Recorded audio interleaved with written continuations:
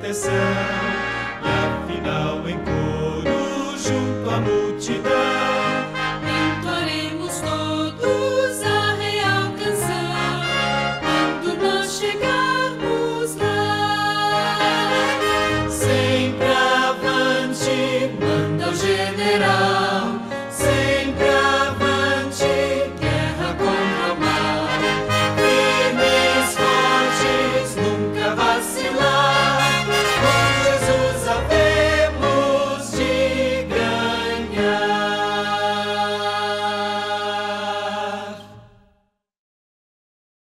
Feliz sábado, pessoal. Tudo bem com vocês? Como o nosso mundo está instável, né? A nossa vida está instável. Eu lembro de estar a semana passada na igreja e falando que talvez poderia ser a nossa última e teríamos que entrar. Olha que coisa, né? E a nossa vida realmente está muito instável, mas a gente não pode desanimar, né? Nós já passamos por isso um pouquinho antes e deu tudo certo e nós voltamos para a igreja, então vai passar, né? A gente precisa ficar firmes aí. O mais importante de tudo é a gente estar junto de Cristo, é estar continuando estudando a palavra de Deus, estar em comunhão com Cristo, e Ele está em qualquer lugar. Então, aonde um ou dois estiverem reunidos no meu nome, ali eu vou estar. A gente sente falta da igreja e vai ser esse sábado o próximo até o momento, mas o mais importante é estar pertinho de Jesus, porque Ele nunca sai de perto de nós. Amém? Eu não vou me delongar muito, então eu gostaria que vocês cantassem de verdade, ouvissem cada palavrinha dessa música que a gente vai cantar agora, esse hino, porque ele faz todo sentido e ele tem tudo a ver com o que a gente estudou nessa semana, tá bom? Então eu gostaria que vocês cantassem mesmo o hino número 71, tá bom? E prestando atenção na música.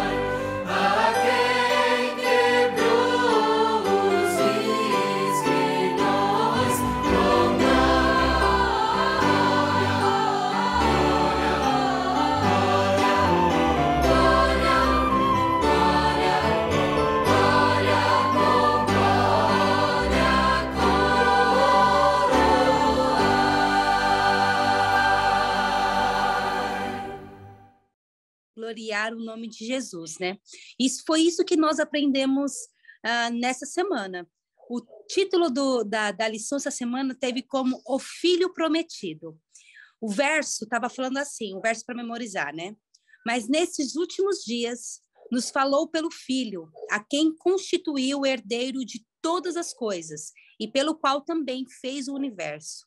O Filho, que é o resplendor da glória de Deus e a expressão exata do seu ser. Como é importante, e a gente viu isso na lição dessa semana, como é importante a gente saber o papel de Jesus, quem é Jesus, o que ele foi, o que ele é hoje, o que ele sempre foi, porque a gente vê que há uma nação ainda que ainda espera o prometido, que não acreditam em Jesus. Imagine a seriedade disso, né? Jesus está prestes a voltar já para buscar os seus filhos e colocar um final nesse mundo, e há pessoas que ainda estão esperando o filho prometido nascer.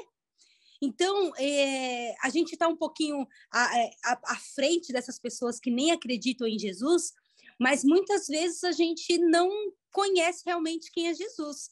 Se alguém perguntar para você quem criou os céus e a terra, muitas vezes a gente pode acreditar que foi Deus o Pai. E a gente viu na lição dessa semana que foi a pessoa de Jesus Cristo que também que foi a pessoa de Jesus Cristo que foi o Criador. Então, é importante a gente conhecer esse papel de Jesus, o que ele foi, né, e o que ele tem sido para nós a cada dia. Isso fortalece a nossa fé e nos coloca no rumo certo. Então, eu gostaria de convidar o nosso professor de hoje, que é o Josué, que eu gosto muito de ouvir, viu, Josué? Estou gostando muito de ouvir a sua lição, tem sido fantástico. E a gente vai aprender um pouquinho mais sobre o que foi, né? Jesus ter sido gerado pelo Pai, ter sido nascido. É difícil de entender, né? Mas vamos ver se a gente consegue entender mais um pouquinho hoje, tá bom? Josué, com você. Vamos fazer pelo menos uma oração para começarmos a nossa lição. Oremos. Querido Paizinho, nós queremos te agradecer porque o Senhor nunca desiste de nós.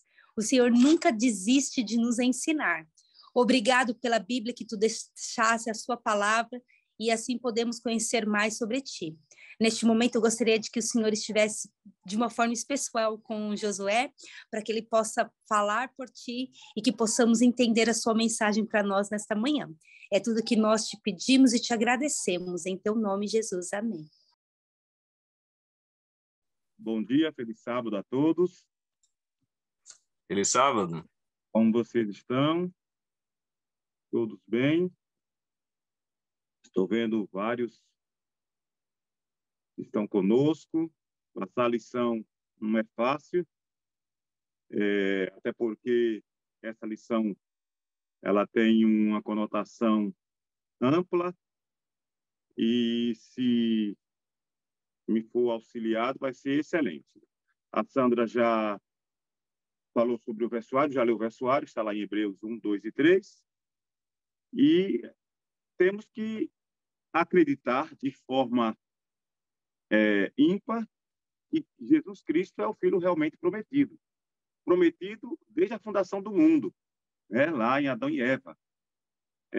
Quando eles desobedeceram, já foi dito a eles que eles teriam que esperar o Salvador, né?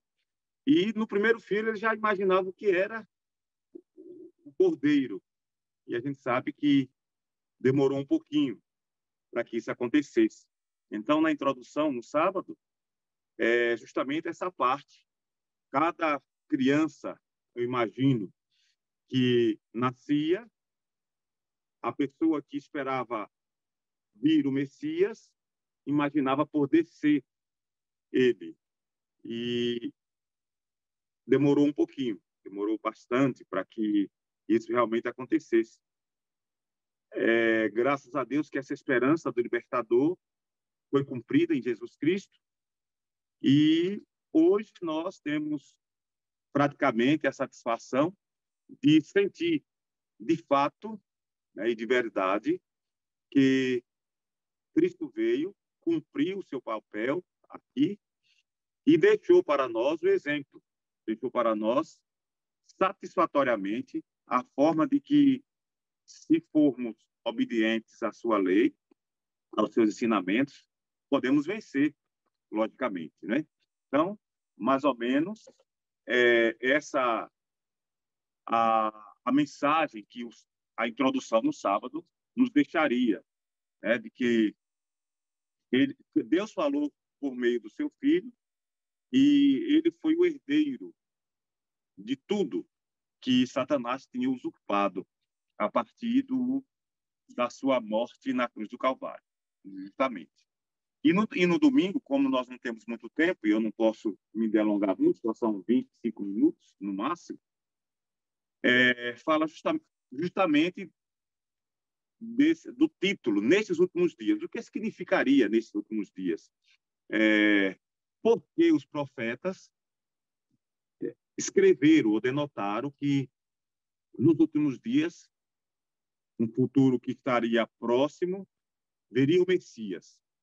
Gostaria da contribuição de vocês também. Lá em Números 24, 14 e 19, nós temos também essa parte, né, um texto que nos leva a melhorar um pouquinho mais essa conotação de nos últimos dias. Alguém gostaria de ler, de participar? Não é bom só eu falar, senão vocês vão terminar dormindo. Apesar de Sandra dizer que gosta de me ouvir falar, mas professor, se falar sozinho, os alunos normalmente dormem. Aí temos aqui a Dênia, a Lúcia, André, temos a Auricleia, Odete, Felipe. Podem, pastor, vamos participar. Sidão? Eu posso ler, irmão. Pode ler, pastor Dário. Qual texto? Lá em Números 24, 14 a 19. Ok. 24, 14 a 19. Eu vou ler agora. Agora, pois, eis que me vou ao meu povo. Venha, avisar-te-ei do que este povo fará ao teu povo nos últimos dias. Então alçou a sua parábola e disse: Fala Balaão, filho de Beor, e fala o homem de olhos abertos. Fala aquele que ouviu os ditos de Deus e o que sabe a ciência do Altíssimo. O que viu a visão do Todo-Poderoso, caído em êxtase e de olhos abertos. Vê-lo-ei, mas não agora. Contemplá-lo-ei, mas não de perto. Uma estrela procederá de Jacó e um cetro subirá de Israel, que ferirá os termos dos moabitas e destruirá todos os filhos de Sete. E Edom será uma possessão, e Seir também será uma possessão hereditária para os seus inimigos. Pois Israel fará proezas, e dominará um de Jacó, e matará os que restam das cidades. Pois é, muito grato, pastor. A gente vê que a expressão, nesses últimos dias, é dita aí novamente, né? De fato, porque Deus levantaria um rei, né?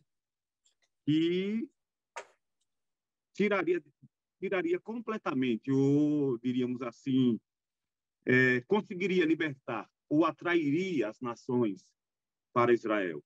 E a gente observa ou observou, né, que de fato isso ocorreu, mas a maioria do povo não estava preparado ainda, não estavam acompanhando, diríamos assim, as profecias. E, como Sandra falou, até hoje existem pessoas que aguardam o Messias. Eles imaginavam que viria com carros de guerra, espadas, canhões e bombas, e libertaria completamente. Mas Cristo veio, de fato, libertar do pecado, da justiça e do juízo, não é verdade? E, dentre todo esse contexto, existe uma pergunta aqui no final do domingo que diz assim: quando é que foi inaugurado, quando foi feito a festa de aclamação do reino de Deus na terra? E eles dão duas opções aqui. A gente pesquisou um pouquinho também a respeito da crucifixão e ressurreição de Cristo e observa que, de fato, o clímax, né, a parte central da redenção ocorreu justamente na morte de Jesus, quando ele está consumado, e logo em seguida, quando ele ressurge dos mortos, vencendo completamente a morte para nós, seres humanos. A morte que nos estava reservada, não é, Sandra? Pode falar, Sandra. Exatamente por isso, porque a gente consegue ver que Satanás, quando Jesus nasceu, ele ainda tinha esperança de que Jesus não iria completar a sua missão aqui na Terra. Ele mandou matar, né, os bebês, ele achou que matando todos os bebês, Jesus poderia ter sido morto, E na hora também, quando levou Jesus para ser tentado, ele achou que Jesus poderia ter caído nas tentações que ele colocou. Então, a gente viu que realmente o reino de Deus realmente começa quando a missão de Jesus é completa. E aconteceu isso quando Jesus foi crucificado e não somente quando ele ressurgiu. Se ele tivesse ficado naquele túmulo, né, naquela tumba, a missão também não teria sido completa. Não bastava só morrer, teria que ressuscitar também, né? Exatamente. A irmã Joaite fala a respeito da tumba, né, de Jesus, que anjos maus estavam ali tentando não deixar que ele ressurgisse. E bastou um anjo para afastar todos os demônios. Deus seja louvado sempre, né, pelo poder oriundo dos céus, e principalmente porque nós, como adventistas, acreditamos, de fato, que Cristo em nós, através do seu Espírito, consegue, de forma, nos últimos dias, falar o nosso coração, porque se isso não acontecesse, seria vã a nossa fé. E a doutrina da Trindade, ou mais precisamente, diríamos, o mistério da divindade de Cristo, eu já pesquisei muitas coisas, pastor, estudou grego, hebraico e tanto mais, né? E a gente sabe que não consegue entrar na nossa cabecinha como é possível um ser infinito, onipotente, onisciente, onipresente, estar imerso no corpo humano, né? Somente um mistério. Não dá para a gente, né? Não tem como chegarmos nesse ponto. E aí, o Filho Prometido, na parte de segunda-feira, nos diz que Deus conseguiu falar a nós através justamente dele. E em Hebreus, primeiro 1 a 4, fala justamente que essa é a ideia central. Qual é a ideia central? Que Jesus revelou o Pai.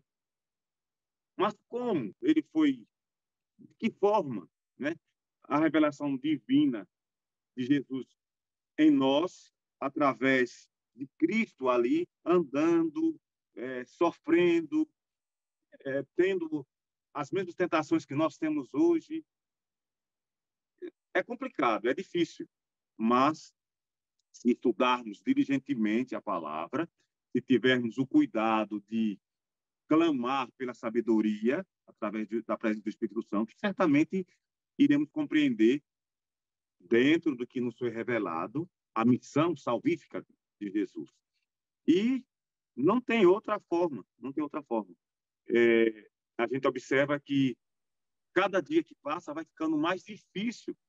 Ontem estávamos conversando com um cliente e ele dizia assim: como eu posso compreender Deus? Não consigo. Aí pegamos Davi, que é fantástico nessa parte de angústia, de estresse. E ele disse: mesmo assim ainda está difícil, porque a pessoa passa dificuldades, passa provações e não consegue entender como é que Deus mandou seu filho para viver aqui numa terra tão desolada, tão difícil. Como ele poderia falar a nós? E aí é quando vem, né? Uma coisa que a gente pode ficar assim, pensativos, é que nem tudo a gente vai entender. Muitas coisas pela fé mesmo, né? Nem tudo a gente vai entender. E eu acredito que nem Cristo quer que a gente saiba tudo. Então, muitas vezes, a gente fica tentando vasculhar ou estudar coisas que a gente não vai entender e que não é o momento da gente entender agora, ou que não é o propósito de Deus, que não é preciso, e Deus não vai dar. Eu tenho esse feeling, assim, de que Deus só vai deixar eu entender aquilo que é importante para mim entender. Porque eu lembro quando a gente estuda sobre quando Daniel, né, recebeu todas aquelas profecias, todas aquelas coisas, ele falava assim: me fala, eu quero saber. E aí falou assim: não é agora. Você não vai saber agora. Então, nem os profetas que receberam essas mensagens, essas profecias de Deus, teve o momento certo para eles terem o conhecimento daquilo. Então, muitas vezes, a gente fica não perdendo tempo, mas a gente fica querendo ficar parado em uma coisa que não é importante para hoje e a gente não vai compreender. Muitas pessoas ficam questionando, né? Por exemplo, como é que Jesus nasceu? Como é que ele foi um bebê? Muitas coisas a gente não vai entender, não tem como entender a soberania e o entendimento de Deus. Um dia um pregador ele comparou, né, a nossa limitação, né, de pensamento. Como é que a gente poderia colocar toda a água do mar em um copo? Impossível. Então, muitas vezes a gente quer fazer isso, colocar todo o conhecimento, toda a existência, toda a sabedoria de Deus na nossa mente, que é um copo, comparado com o mar, que é Deus, né?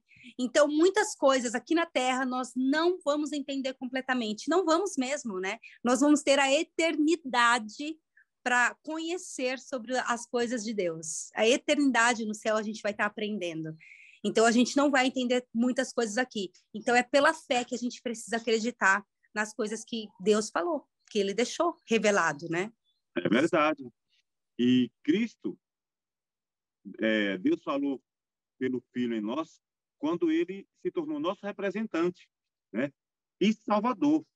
Principalmente quando tomou o nosso lugar para conseguir de forma direta, né, bem precisa, derrotar Satanás, a serpente. E era uma profecia, mas, infelizmente, muitos não conseguem entender. E Jesus, como primogênito do Pai, ele tornou-se herdeiro deste mundo caído novamente. É isso que nos dá a capacidade de continuar lutando para nos mantermos no caminho. E o caminho, a verdade e a vida é Jesus. Sempre foi e será. Na terça-feira, estou vendo a hora voando, ele não espera o relógio, né? Fala de ele é o resplendor da glória de Deus. Cristo é o resplendor da glória de Deus. Lá em Hebreus 1, 2 e 4, alguém gostaria de participar lendo esse texto? Hebreus, capítulo 1, 2 a 4. Vamos ver o que é que diz Hebreus. Quem gostaria de participar, se ninguém quiser, vou ter que ler, não tem jeito. Vamos ler a Bíblia para sermos felizes. Ninguém? Parece que ninguém. Então, vamos lá. O que é que diz Hebreus? Nesses últimos dias, nos falou pelo Filho, e a quem constituiu herdeiro de todas as coisas, pelo qual também fez o universo. Ele é o resplendor da glória e a expressão exata do seu ser, sustentando todas as coisas pela palavra do seu poder. Depois de ter feito a purificação dos pecados, assentou-se à direita da majestade nas alturas, tendo se tornado tão superior aos anjos, quanto herdou mais excelente nome do que eles. Então, aqui é bem claro, a passagem nos ensina que Cristo é herdeiro de tudo, como nós já falamos, ele é superior aos anjos, os anjos o adoram justamente porque Jesus é o Pai, revelado através da encarnação, um mistério, não dá para a gente entender, pelo menos por enquanto, e a sua presença visível entre o povo trouxe justamente uma luz maior sobre o poder de Deus, o poder do Pai, né? Através da sua humildade, da sua simplicidade, do poder vindo dos céus de restaurar vistas aos cegos, fazer com que as pessoas coxas andassem, ressuscitassem mortos. Então, a glória de Deus foi revelada através de Jesus, né? Que é a luz do mundo. A melhor parte é essa, a luz do mundo. Agora, imagine vocês, Jesus no Monte da Transfiguração, né? E ele clamando ao Pai, Pai, se possível, passa de mim esse cálice, mas, contudo, seja feita a tua vontade. Às vezes a gente não quer passar por sofrimentos, às vezes não quer passar por dificuldades, quer que tudo seja um mar de rosas. E às vezes até na maioria das vezes. Mas sempre vai vir momentos de provação, porque o diabo não quer que a gente continue firmes na fé. Ele quer sempre achar um desvio, um atalho para nos derrubar. E sempre vai colocar alguma montanha de dificuldade. Mas Cristo, que foi revelado como resplendor da glória de Deus, vai nos dar tudo. E a gente observa que a parte principal da terça-feira, pelo menos que eu entendi, é que a luz, Cristo, como a luz do mundo, revela o poder e a intercessão do Pai em nós. Não é, pastor Jário? Não é isso mesmo? Então, o Filho, ele compartilha com o Pai a mesma experiência ou a essência do Pai. Uhum. Não dá para a gente dizer, como é que alguém vai perdoar os meus pecados se ele não sabe o que eu estou passando.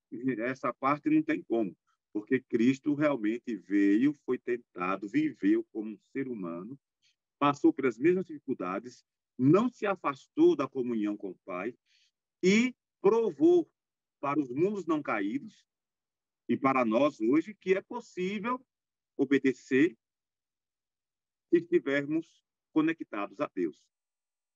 E graças a Deus por isso. E aí é onde vem realmente a certeza de que a comunhão com o Pai trouxe o resplendor da glória de Deus para nós hoje. Não é isso? É isso mesmo, é isso mesmo. Então, sexta-feira está bem explanada. Acredito que se alguém tiver alguma participação pode falar. E ele ainda diz lá em João 14:9, quem vê a mim, vê o Pai. O Pai era revelado em Jesus. Os discípulos diziam, mostra-nos o Pai.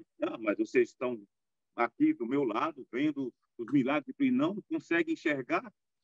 Não é diferente mesmo hoje, né?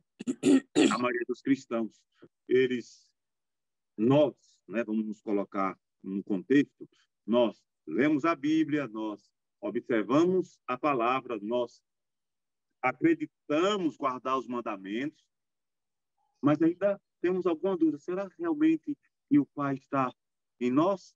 Será que o poder dele é real? Então, ele vai conseguir estar perto de mim? Consigo ver o resplendor do Pai em Jesus? Não é fácil, não é fácil. E aí a gente observa que, a partir das pequenas coisinhas, né, do compartilhar o amor que temos, a fé que temos, é que vai nos tornando mais semelhantes a Jesus. E automaticamente, né? E até Jesus, ele estava com os discípulos, né? Os discípulos vendo toda aquela maravilha que Jesus fazia. Aí Jesus, em um momento, falou assim: vocês veem todas essas maravilhas, vocês vão fazer coisas até maiores do que eu, né? Pois é. Se estiver ligado comigo, vocês também vão curar, vocês também vão alcançar as pessoas. Então, quando a gente está ligado com Deus, a gente também recebe o poder de Deus, né? Então, eu acho que é a videira e os ramos, né? A gente só vai poder dar fruto, a gente só vai poder estarmos firmes se a gente estiver ligado à videira verdadeira, que é Jesus. Exatamente. Então, entender essa essência, né? É possível a gente ficar cada dia mais parecido. A gente não vê muitas vezes um casal, quando a gente faz encontros de casais, a gente vê os casais que depois de tanto tempo eles começam a se parecer um com o outro, fisicamente. É engraçado, né? Mas foi essa convivência que eles tiveram, né, esse dia a dia, fez com que eles ficassem até fisicamente parecidos. Então, quanto mais pertinho a gente fica de Jesus, é impossível a gente não começar a se parecer com Jesus, né? Então, a gente precisa estar em comunhão com Deus. Justamente. E graças a Deus por essa esperança que temos e essa convivência, logicamente, né? Através da palavra, através do exemplo e de tudo mais que nos é dado para que pudéssemos parecer mais com ele. Na quarta-feira, eu penso que ainda tem uns 7 minutinhos, ele fala, por meio dele, Deus fez o universo. Aí é a criação. Alguns dizem, não, foi só Jesus que criou. Aí o outro, não, foi Deus. No final, a gente não tem muito que se preocupar, porque a própria Bíblia diz que, por meio dele, de Jesus, o Espírito pairava sobre a terra, a Trindade de novo volta, né? O Criador, que é Deus e que é Jesus. Bom, não dá para, se você for, né, a gente que trabalha com física, com matemática, com química, com cálculo, não tem como colocar o mesmo objeto, a mesma matéria, no espaço somente. Mas isso ficou para Deus, não ficou para nós, né? E se a gente está aqui hoje, já é um milagre. É o milagre de conseguir fechar os olhos à noite e dormir, e no final da noite conseguir abrir, quando muitos não fizeram. Então, o pulsar do coração, né, os átomos, o floco de neve, a água, a natureza, o pôr do sol, tudo está interligado num poder maior que é oriundo de Deus. E automaticamente nós cremos de que o Pai criou e Jesus Cristo também criou, porque os dois são um. Os dois são um. E o Espírito, então a Trindade. No final, Jesus é Deus, Deus é Jesus, e não dá para separar. Ambos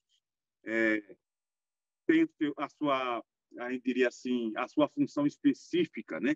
Cristo, homem, veio revelar a todo o universo que era possível Adão e Eva ter superado a tentação, como os mundos não caíram. E pela sua morte ele tomou o lugar de nós. Então, Deus em Cristo criou todas as coisas boas, né? Porque alguém me perguntou ontem também, e o espinho, e as pragas, né? Eu disse, olha, pode ser que as folhas não caíam, então Deus fez com que viu que tudo era muito bom e não dava para ter espinho numa coisa que era muito boa. As consequências do pecado trouxe tudo isso, trouxe as tempestades, trouxe a divisão de línguas, né? Trouxe separação entre as pessoas, mesmo da mesma família, porque têm objetivos diferentes, várias religiões, cada um com seu conceito pessoal que lhe agrade, mas Jesus veio para agradar o Pai e para mostrar ao universo que é possível obedecermos à lei do amor, que é os 10 mandamentos, que é a lei eterna, é imutável, mas as pessoas preferem, né, modificar. Então, na quarta-feira, eu diria que a Trindade, Deus Pai, Filho e Espírito Santo, são um único Deus, triuno, Jeová e Yahvé, Deus conosco. Não é isso? Alguém quer participar na quarta-feira ainda? Eu já estou virando a lição aqui. Só queria fazer um comentário rápido aqui. Ok. Essa questão da Trindade, ela vai ser um mistério para nós até o momento que nós chegarmos ao céu e por muitos anos depois que nós chegarmos ao céu também. Então, assim, nós queremos entender esse tipo de conceito na Terra é, no mínimo, como é que eu diria assim, uma infantilidade nossa querer achar que nós vamos conseguir entender o Deus que é maior do que o universo e sua essência, né? Então, o que nós temos aqui são vislumbres, são coisas que são simplesmente o que é necessário para você tocar a sua vida. Ficar discutindo isso é ficar, como a própria Bíblia fala, exegese. Tipo, você ficar lá, vai ficar falando uma coisa que não vai te levar a nada e que só vai te afastar. O que nós temos que entender? Que existe um ser supremo, o qual revelou o seu amor através de Jesus e o qual prometeu estar sempre com a humanidade através do Espírito Santo. E isto é necessário para a sua salvação. Bom, qualquer coisa que vá depois, além, é cogitação, é especulação, é teoria, e é isso que é necessário para entender o meu plano da salvação e em meu momento como pecador, e o que eu preciso fazer para fazer parte deste plano, deste ser superior, o qual um dia, talvez na eternidade, eu possa entender a sua natureza. Muito bem, né, Léo? Obrigado, né, pela contribuição excelente. E realmente é isso. O que foi revelado para nós está aí, como espelho. As outras coisas vamos aguardar, né, a eternidade. E para isso temos que continuar lutando. Não é fácil. Na parte de quinta-feira eu tenho hoje eu gerei você. Aí vem de novo, né, a ideia de que Cristo foi gerado, foi criado e assim por diante. Mas a gente observa que o sentido de gerado foi porque foi adotado, né? Com a adoção divina, tá? A lição mesmo respondendo. E tem passagem na Bíblia aí que vocês podem ler, ou já devem ter lido, lá em Hebreus 1:5, diz: pois a qual dos anjos disse jamais, tu és meu filho, hoje eu te gerei? Os anjos foram criados e Jesus foi gerado, adotado, né? Isso se referindo a Jesus como filho de Davi, como aquele que veio como Messias para derrotar o inimigo na cruz do Calvário e nos dá esperança para a eternidade. A gente observa que mesmo tentando matar todos os meninos, Deus sempre deu um livramento, mesmo jogando Jesus na cruz para ser morto, esperando não que ele não ressuscitasse. Deus trouxe o livramento. E hoje nós temos um sumo sacerdote que está assentado à destra do Pai, intercedendo por nós, conhece a minha fraqueza, sabe como eu fui gerado, né? Sabe as coisas que a capacidade que eu tenho de produzir espiritualmente e também materialmente, e, acima de tudo, quer o nosso bem. Então, quando a Bíblia fala em gerado, que Jesus foi gerado, não é que ele foi criado naquele momento. Jesus é Deus, é eterno, está conosco, estava conosco, está conosco, estará sempre conosco. Então, o alfa e o ômega, o princípio e o fim, não tem como a gente estar questionando. A lição, falando de uma forma fantástica no final de quinta-feira, vem falando assim: a ideia do Filho unigênito de Deus não se trata da natureza de Cristo, mas do seu papel no plano da salvação. Eu achei isso fantástico para a gente separar essa parte de que ele foi gerado. Ele não está falando da natureza de Cristo, que ele foi gerado, então é a essência, o que ele veio fazer, o plano, né? É mais ou menos assim. O plano da salvação. Né? Então, o que eu entendo, e é uma coisa bem simplista, assim, às vezes a gente complica as coisas que são simples, né? Jesus sempre existiu, ponto, ele é Deus. É mais ou menos assim, a Sandra hoje é mãe, ela sempre foi mãe? Não, antes ela era Sandra. Quando nasceu a Mia, ela virou a mãe, mas ela existia antes. Então, Jesus, esse papel de filho, como Jesus o Redentor, antes do plano da consumação do plano da redenção, ele não existia. Mas ele sempre existiu.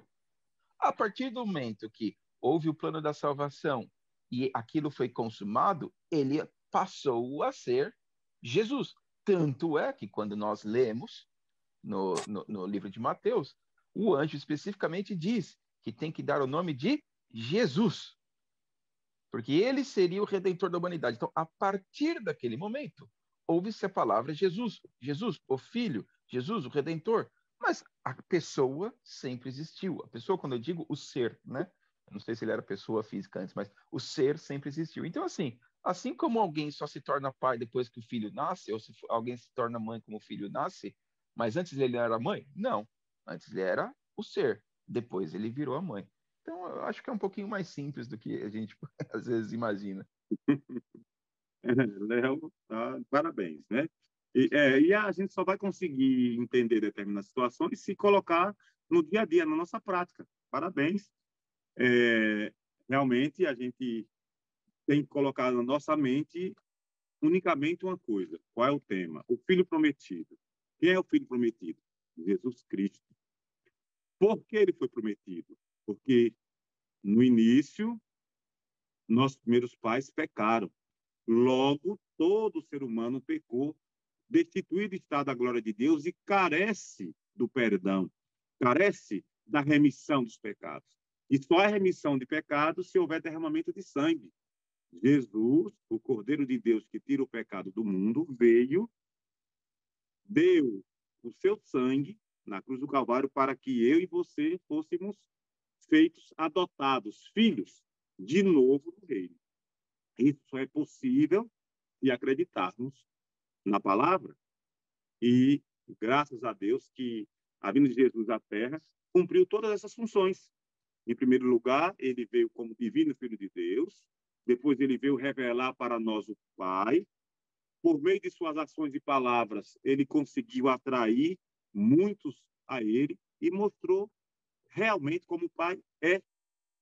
Hoje a gente consegue confiar e obedecer. Simples. Jesus, nosso Redentor, o Filho prometido, o Rei que trouxe liberdade aos cativos e nos remiu para a eternidade. Com essa esperança, não tem como a gente deixar de acreditar, até porque quando Cristo foi batizado, desceu uma pomba, um espírito em forma de pomba, e o próprio Deus disse, olha, este é meu Filho amado, em quem tenho prazer, em quem fico feliz, lá em Mateus 3:17. Então, isso abrange toda a humanidade.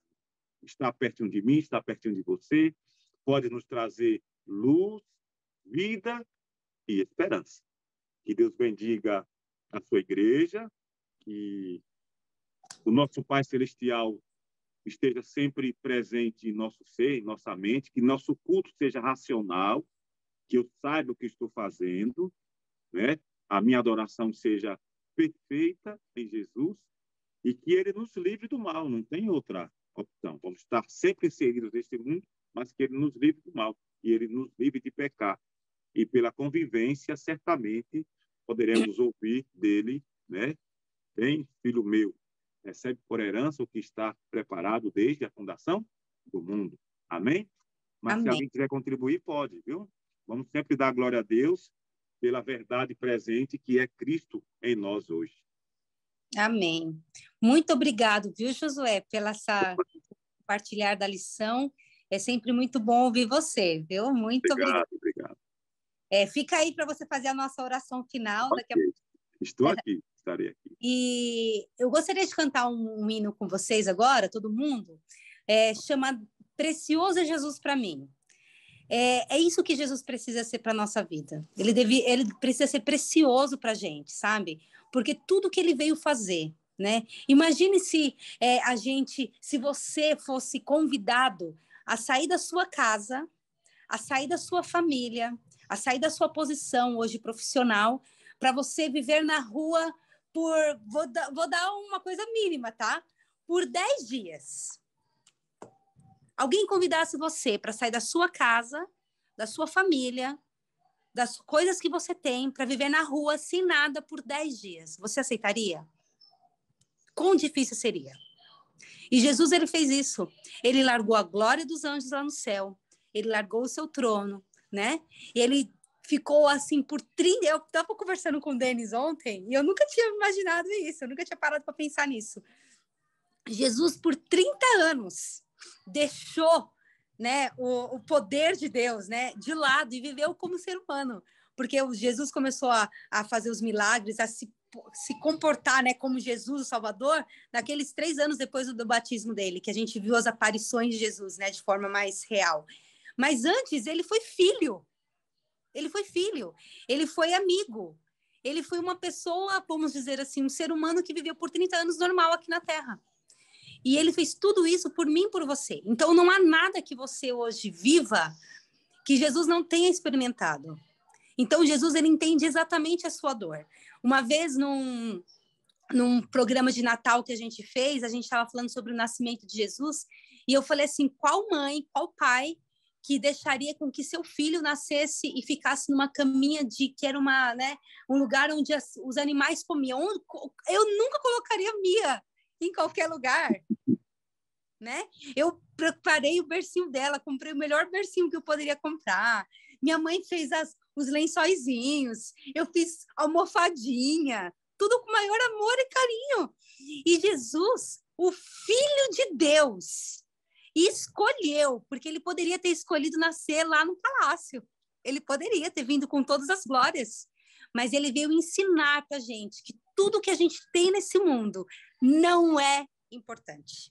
O reino dele não é desse mundo. O reino dele vai vir ainda. E a gente só precisa acreditar nisso. E ter Jesus no nosso coração como precioso. Então, eu gostaria que você cantasse de novo, prestasse atenção nas letras, né? o hino 93 do Inário. Vamos cantar todo mundo junto.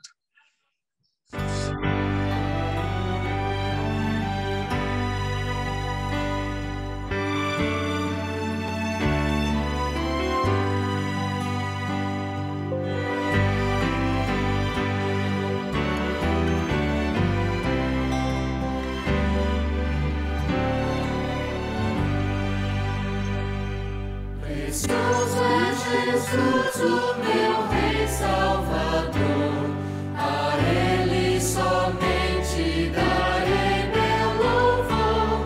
É fonte divina de força e vigor, precioso é Jesus para mim. Precioso é Jesus para mim. Precioso é Jesus para mim. É meu Redentor, meu fiel protetor.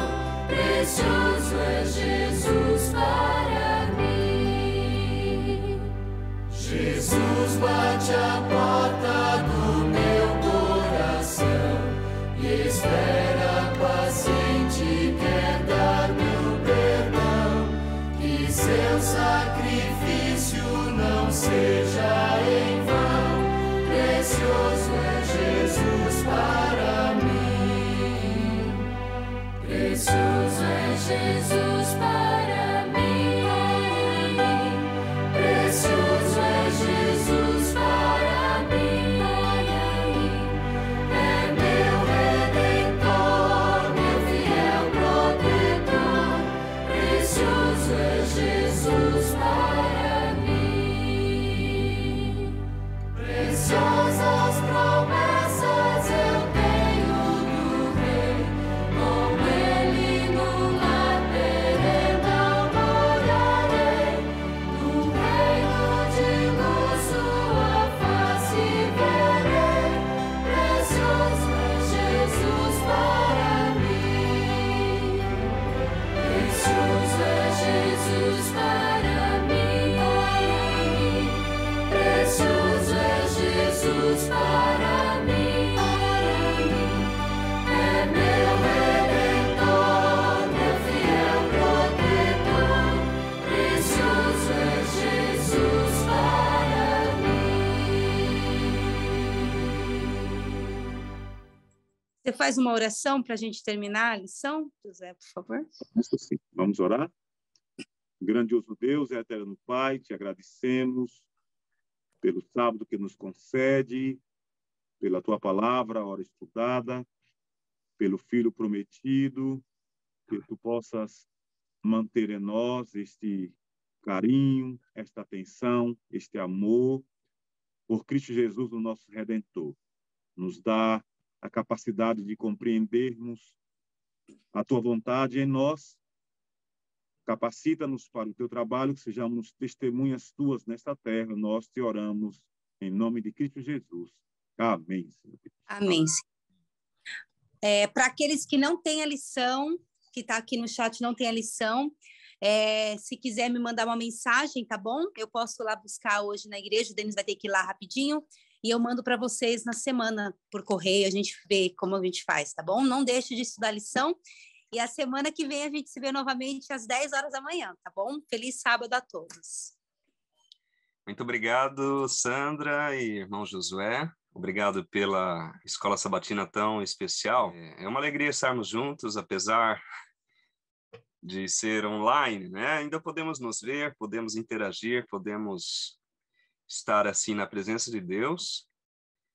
E quero agradecer mais uma vez a compreensão de vocês. Gostaríamos de estar sempre presentes lá na igreja, mas vocês sabem que tem sido um momento difícil. Alguns de nós acabamos pegando aí esse vírus, e alguns dos que estiveram no sábado passado. Vamos orar por aqueles que estão aí lidando com essa doença, que realmente é muito difícil. É um momento muito complicado, mas com a graça de Deus, se Deus quiser, daqui 2 semanas, ou na terceira semana, no terceiro sábado, né, a partir desse, nós estaremos de volta à igreja. Então, nós estaremos reavaliando a situação e, se for o caso, estaremos voltando pessoalmente aos nossos cultos presenciais.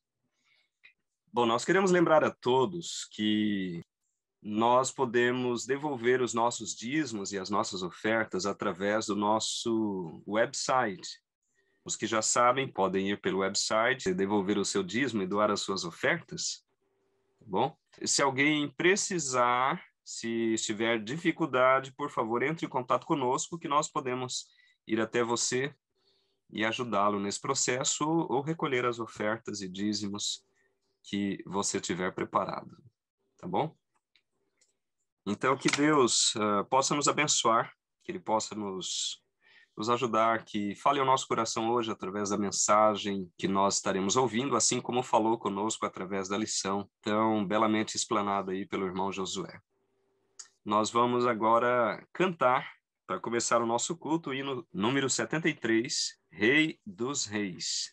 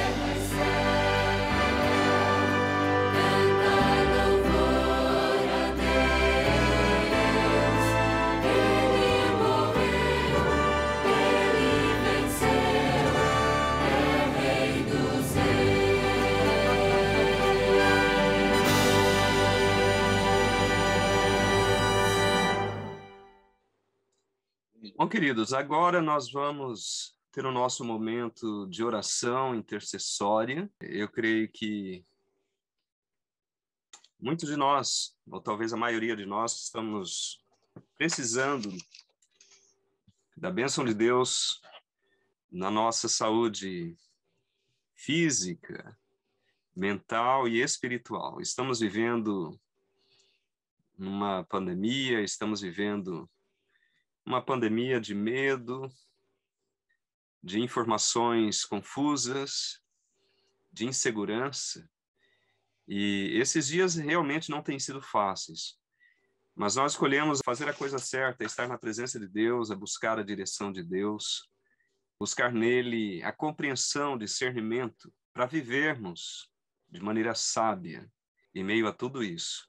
mas precisamos da bênção de Deus. Eu creio que muitos de nós precisamos de uma bênção da saúde física, né? Alguns de nós estamos doentes. Eu creio que outros podem ter outros problemas, outras lutas pessoais também. Não vamos ter tempo de dar a oportunidade a todos de especificamente dizer o seu pedido, mas eu gostaria que você levantasse a sua mão, se você está sem o vídeo, que a maioria está com o vídeo desligado, mas pelo menos levante a sua mão se você gostaria que nós orássemos por você, ou no vídeo, tá bom? Ok, nós temos aqui Nádila. Muito bem, deixa eu tentar colocar a todos aqui. Muito bem. Ok, a irmã Maria Ramos está conosco também. Deus abençoe, irmã Maria. Muito bem, com certeza todos nós carecemos da graça e da bênção de Deus. Humildemente vamos então curvar as nossas cabeças e vamos orar a Deus, colocando a nossa vida nas suas mãos, e eu estarei intercedendo por vocês, tá bom? Oremos. Querido Deus, humildemente vimos a Ti, em nome de Jesus, colocar em Tua presença a nossa vida, em primeiro lugar, com o coração agradecido, para expressar a Ti, Senhor, o reconhecimento de que nós cremos em Ti, de que nós percebemos o Teu cuidado, as Tuas bênçãos em nossa vida, em cada detalhe, que muitas vezes não paramos para perceber costumeiramente, mas, Senhor, neste momento queremos Te agradecer pela vida, pelo ar que respiramos.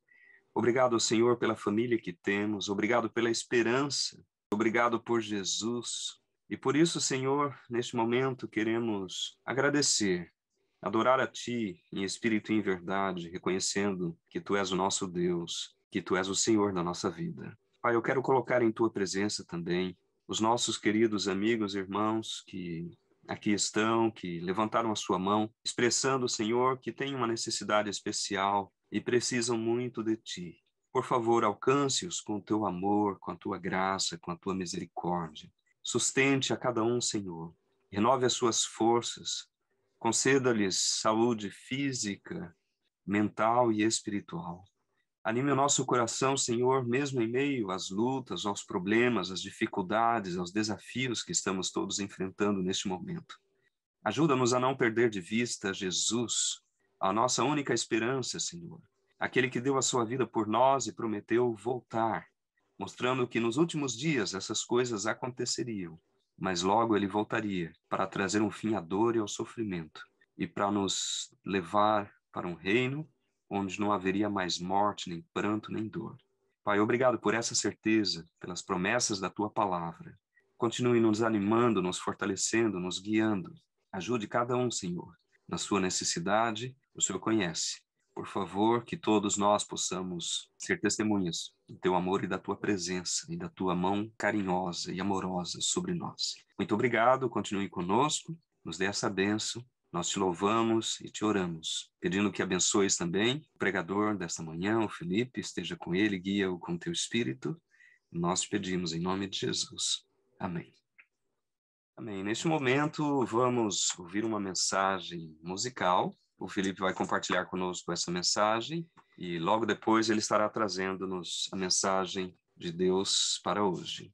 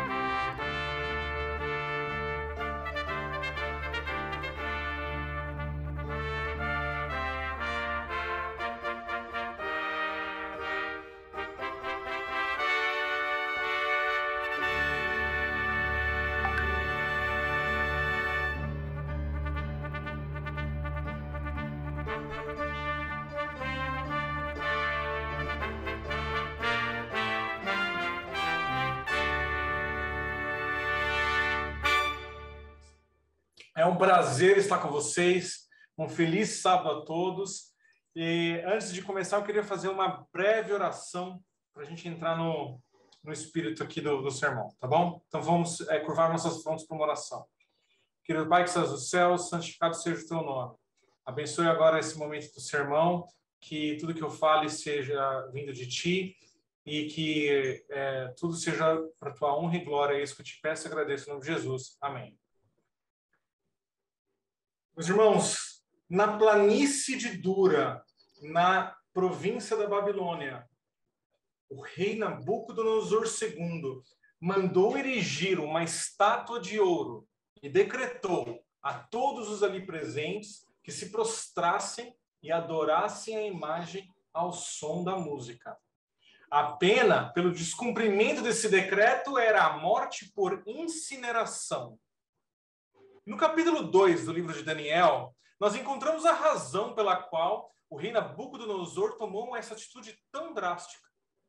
O rei havia sido tormentado por um sonho que ele próprio não se lembrava e ninguém era capaz de explicar, obviamente. No entanto, Daniel foi usado como instrumento de Deus para dizer qual era o sonho e interpretar o sonho. Nabucodonosor sonhou com uma estátua muito grande. A cabeça era de ouro, o tronco de prata, o ventre de bronze, as pernas de ferro e os pés uma mistura de ferro e barro. Num determinado momento, uma pedra fora jogada, sem auxílio de mãos, nos pés da estátua, a qual veio a cair. A própria pedra que derrubou a estátua se tornou em uma grande montanha e encheu toda a terra. Esse foi o sonho que Nabucodonosor teve. A interpretação do sonho foi dada ao rei por Deus por intermédio de Daniel. A saber, cada parte da estátua correspondia a um reino, sendo que a cabeça de ouro correspondia à Babilônia. Todos conhecem a história. Num primeiro momento, Nabucodonosor ficou maravilhado com Daniel e seu Deus, por ter miraculosamente feito saber o sonho e sua interpretação. No entanto, com o passar do tempo, Nabucodonosor voltou aos seus cultos pagãos e deu ouvidos aos conselhos dos seus assistentes, que assopraram no seu ouvido a ideia de que Babilônia, por sua grandeza, não deveria ser passageira, sendo somente a cabeça da estátua. Não, Babilônia deveria ser a estátua inteira. Esse conselho dos seus assistentes massageou o ego do rei Nabucodonosor. Ele pensou que isso poderia ser feito. Afinal, seu pai e ele haviam conquistado e subjugado todo o mundo conhecido. E Babilônia era o reino mais poderoso da terra, graças a ele, o próprio rei. Além disso, ele havia reconstruído Babilônia, feito os jardins suspensos e erguer a Babilônia a uma glória jamais vista na terra. Então, para Nabucodonosor, a ideia de fazer Babilônia persistir como o reino era um resultado lógico de tudo o que ele havia feito até então. Além do mais, Babilônia era muito poderosa para cair. Jamais aconteceria. Quando Nabucodonosor reconheceu o Deus hebreu como um ser poderoso, isso não o fez esquecer ou largar os deuses do panteão babilônico e assírio. Ele próprio poderia ser adorado como um deus, haja vista ter sido tão favorecido pelos seus deuses. Na cabeça de Nabucodonosor estava então decidido: Babilônia iria subsistir, permanecer como o império dominante. Ninguém ousaria confrontá-lo. Além disso, a ele era devido o reconhecimento por tudo que havia feito pela sua nação. Uma estátua toda de ouro maciço seria construída. e todos iriam prestar homenagens a tamanha obra de arte. Diferentemente do que temos hoje, nos tempos antigos, e mais especificamente na antiga Babilônia, não havia a ideia de separar assuntos religiosos dos assuntos de Estado. O líder civil, ele era o líder religioso, e muitas vezes era adorado como um deus. Quando a população de Babilônia foi ordenada a se juntar no dia da inauguração e consagração da grande estátua de ouro, não pareceu a eles ser algo estranho ou inusitado. Nada mais comum do que num belo dia de sol presenciar a inauguração de uma estátua de 60 côvados ou 23 metros de altura por 6 côvados ou 2,7 metros de largura e prestar uma homenagem se ajoelhando perante a imagem. Porém, para alguns exilados judeus, a situação não era tão simples assim. Sadraque, Mesaque e Abednego não viam o decreto como sendo uma simples inauguração de uma estátua e homenagem inocente a um símbolo cívico. Para eles não restavam dúvidas. O decreto proferido pelo rei não dava margem para interpretações. Todos deveriam demonstrar sua lealdade para com o rei e ao poder babilônico, curvando-se diante da imagem. Eles viram essa situação como sendo contrária à vontade de Deus, expressa nos seus mandamentos. Imediatamente veio à mente deles o que estava escrito em Êxodo 20, versos 4 e 5. Não farás para ti imagem de escultura, nem alguma semelhança do que há em cima nos céus, nem embaixo da terra, nem nas águas debaixo da terra.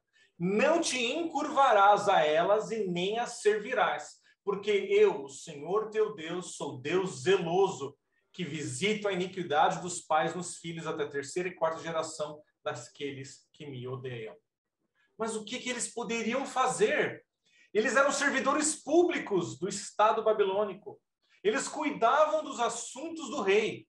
Eles estavam num grande dilema: obedecer ao rei ou seguir a sua consciência do que era certo, tendo em vista os mandamentos de Deus. Na realidade, para Sadraque, Mesaque e Abednego, esse era um dilema somente na aparência. Eles estavam certos e resolutos do que deveriam fazer. Então chegaram o tão aguardado dia. Foram reunidos muitos povos de diversas línguas e nações, pertencentes ao vasto império neobabilônico. Ellen White afirma no seu livro Profetas e Reis, página 506, que nesse dia memorável, os poderes das trevas pareciam haver ganho um assinalado triunfo. A adoração da imagem de ouro prometia tornar-se permanentemente relacionada com as formas estabelecidas de idolatria reconhecidas como religião do Estado no país.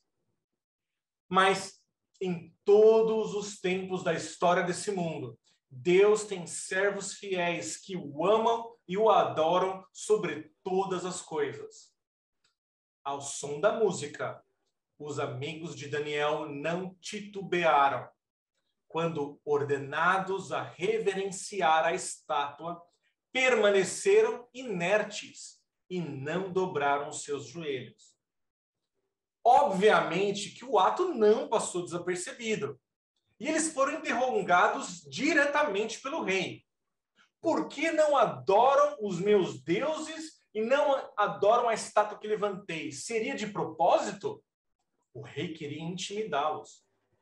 Se tivesse sido um mero lapso, se tivessem perdido o tempo da música, talvez, teriam provavelmente uma outra oportunidade, porque o rei era muito clemente e eles eram servos fiéis. Os jovens hebreus, no entanto, somente poderiam homenagear e adorar a Deus, a ninguém mais. Ellen White afirma que o rei Nabucodonosor reconheceu a coerência dos jovens hebreus eles eram verdadeiros e coerentes com o que acreditavam. Possivelmente, muitos outros judeus que estavam no exílio, eles não tiveram o mesmo propósito firme que os amigos de Daniel tiveram. Possivelmente, muitos outros judeus relativizaram a situação como sendo apenas um evento cultural, um dever cívico. Eles deveriam demonstrar respeito para com seus capturadores. Afinal, estavam apenas se mantendo vivos. A resposta dos jovens hebreus ela é encontrada em Daniel 3. E diz o seguinte: responderam Sadraque, Mesaque e Abdenego, e disseram ao rei Nabucodonosor: não necessitamos de te responder sobre este negócio. Eis que o nosso Deus, a quem nós servimos, é que nos pode livrar. Ele nos livrará da fornalha de fogo ardente e da tua mão, ó rei. E, se não, fica sabendo, ó rei, que não serviremos a teus deuses, nem adoraremos a estátua de ouro que levantaste. Essa resposta dos jovens hebreus é o reconhecimento único nos tempos, antigos, de que as coisas espirituais estão somente no âmbito da consciência. Eles não reconheceram a autoridade de Nabucodonosor no tocante a assuntos religiosos e da consciência. Em assuntos de religião, em assuntos de consciência, somente Deus tem autoridade perante o indivíduo. Os amigos de Daniel, eles não tinham garantia alguma de que Deus os livraria. Tinham apenas certeza de que, se fosse de sua vontade, Deus poderia livrá-los. Mas se não os livrassem, mesmo assim, eles não cederiam 1 milímetro sequer em relação ao que era correto. Estavam prontos a encarar o decreto da morte. E nesse momento se lembraram do que estava escrito em Isaías 43, 2. Quando passares pelas águas, estarei contigo. E quando pelos rios, eles não te submergirão. Quando passares pelo fogo, não te queimarás, nem a chama arderá em ti. Eles estavam em paz. Deus tinha um plano para esses jovens e os livrou miraculosamente. O Espírito de profecia fala, sem sombra de dúvidas, de que o Filho de Deus, Jesus em pessoa, salvou os jovens hebreus da fornalha ardente. Por causa desse grande milagre, Nabucodonosor aprendeu a segunda grande lição da sua vida, de que Deus é onipresente. A sua primeira lição, a de que Deus é onisciente, o rei aprendeu quando Daniel interpretou o sonho. Alguns anos mais tarde, Nabucodonosor aprenderia de uma maneira muito difícil, a duras penas, que Deus é onipotente. No entanto, Nabucodonosor não aprendeu uma importante lição, de que os assuntos de religião e da consciência são somente devidos a Deus. Nós lemos em Daniel 3:29 o seguinte: por mim, pois, é feito um decreto pelo qual todo povo e nação e língua que disser blasfêmia contra o Deus de Sadraque, Mesaque e Abdenego seja despedaçado e as suas casas sejam feitas um monturo, porquanto não há outro Deus que possa livrar como este. Ellen White afirma que o rei agiu corretamente ao fazer confissão pública e procurar exaltar o Deus do céu. Por outro lado, quando ele procurou forçar os seus súditos a uma igual confissão de fé e mostrar semelhante reverência, isso excedeu os seus direitos como soberano temporal. Rei ou governante algum tem o direito civil ou moral de ameaçar os homens por qualquer aspecto da adoração devida a Deus. Igualmente, Ninguém pode ser obrigado a adorar a Deus se assim não quiser. Deus jamais compele o homem à obediência. Todos são livres para escolher a quem querem servir. Essa história nos ensina lições importantes para os nossos dias. Temos vivido numa época em que as liberdades individuais, o direito, a liberdade religiosa e de consciência têm sido reiteradamente pisoteados. E eu termino o sermão de hoje com um apelo feito pela própria senhora White no livro Profetas e Reis, página 512. Importantes são as lições a serem aprendidas da experiência dos jovens hebreus na planície de Dura. Nos dias atuais, muitos servos de Deus, embora inocentes de qualquer obra má, serão levados ao sofrimento, humilhação e abusos nas mãos daqueles que, inspirados por Satanás, estão cheios de inveja e fanatismo religioso. A ira do homem será especialmente despertada contra os que santificam o sábado do quarto mandamento. E, por fim, um decreto universal denunciará a estes como dignos de morte. Os tempos de provação que estão diante do povo de Deus reclamam uma fé que não vacile. Seus filhos devem tornar manifesto que ele é o único objeto do seu culto e que nenhuma consideração, nem mesmo o risco da própria vida, pode induzi-los a fazer a mínima concessão a um culto falso. Para o coração leal, as ordenações de homens pecaminosos e finitos se tornam insignificantes ao lado da palavra do eterno Deus. A verdade será obedecida, embora o resultado seja prisão, exílio ou morte. Como nos dias de Sadraque e Abednego, Mesaque e Abednego, no período final da história da terra, o Senhor operará poderosamente em favor dos que ficarem firmes pelo direito. Aquele que andou com os hebreus valorosos na fornalha ardente estará com seus seguidores em qualquer lugar. Sua constante presença confortará e sustentará em meio do tempo de angústia. Angústia como nunca houve, desde que houve nação. Seus escolhidos ficaram inamovíveis. Satanás, com todas as hostes do mal, não pode destruir o mais fraco dos santos de Deus. Anjos magníficos em poder os protegerão, e em favor deles Jeová se revelará como Deus dos deuses, capaz de salvar perfeitamente os que nele puseram sua confiança. Eu apelo para que todos nós reiteremos o nosso compromisso com Deus, o Deus de Sadraque, Mesaque e Abednego, e permanecemos firmes com este Deus maravilhoso que prometeu nos livrar de todo o mal. Amém. Amém. Que mensagem maravilhosa. Obrigado, Felipe. Nós vamos, neste momento, louvar a Deus cantando o hino número 70. E logo depois, eu gostaria, Felipe, que você fizesse a oração final, por favor.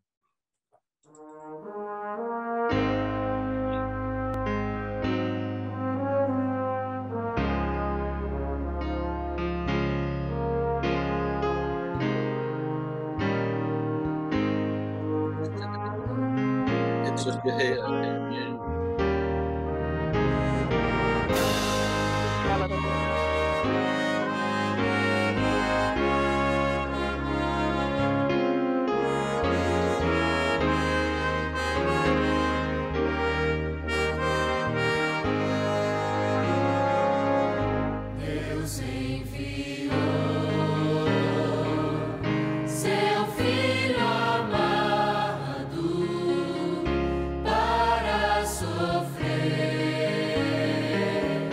em meu lugar.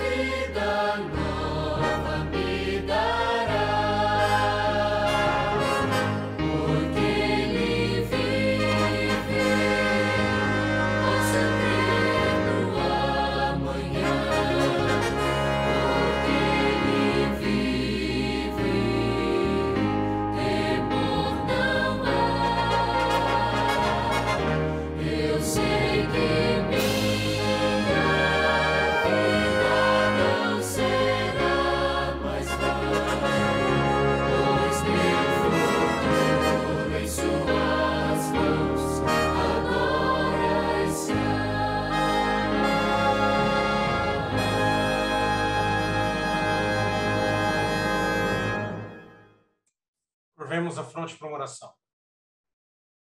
Querido Pai que estás nos céus, Deus de Ananias, Misael e Azarias, nós colocamos as nossas vidas em tuas mãos, Senhor. Perdoe os nossos pecados. Nos transforme para que sejamos cada vez mais parecidos com Cristo. E quando a hora chegar, que possamos escolher estar ao lado de Cristo, mesmo que corramos perigos de vida ou de prisão, ou até mesmo de morte.